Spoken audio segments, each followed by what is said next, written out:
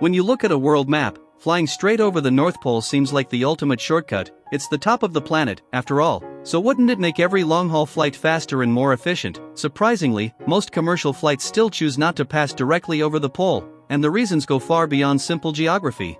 The first major factor is weather. The Arctic region is home to some of the harshest, most unpredictable conditions on Earth. Extreme cold isn't just uncomfortable, it affects fuel, hydraulics, sensors, and even the strength of aircraft materials. Flying through these temperatures increases risk and raises operating costs.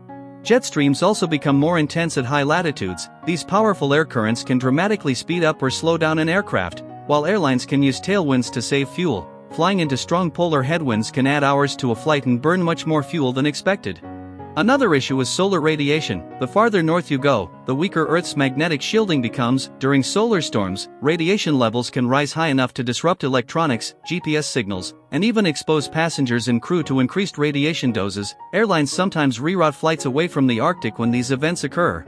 Navigation itself used to be a challenge. Near the North Pole, magnetic compasses become unreliable because the magnetic field lines point downward, not horizontally. Modern aircraft now rely on GPS and inertial systems, but many of the old procedures still influence today's routing choices. Communication is also more difficult above the Arctic. Traditional radio signals don't travel well near the poles, and satellite coverage, although improving, has historically been weaker. This makes it harder for pilots to stay in constant contact with air traffic control.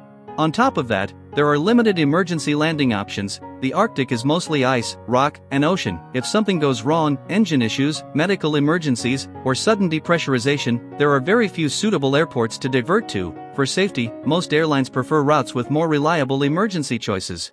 Another factor is passenger comfort. Heavy turbulence is more common at high latitudes, especially around the polar jet stream boundaries. Airlines try to avoid regions known for persistent rough air to maintain a smoother, safer experience. Despite all this, some flights do cross near the pole. Routes between North America and Asia, such as New York to Hong Kong or Chicago to Shanghai, sometimes take polar paths because they can significantly shorten the distance.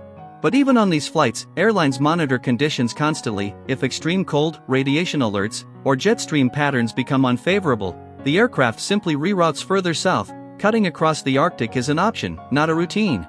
It's also important to note that polar flights require special certification. Airlines must prove that their aircraft, procedures, and crew are prepared for the unique risks of extreme latitude operations. Not every airline meets these requirements. So the reason planes rarely fly directly over the North Pole isn't one single issue. It's the combination of extreme weather, radiation risks, navigation challenges, limited emergency options, and operational complexity. Sometimes the shortest path isn't the safest or the smartest. That's it for today's video. If you enjoyed exploring with me, don't forget to subscribe to Science Lab, where we turn everyday things into scientific discoveries. See you next time.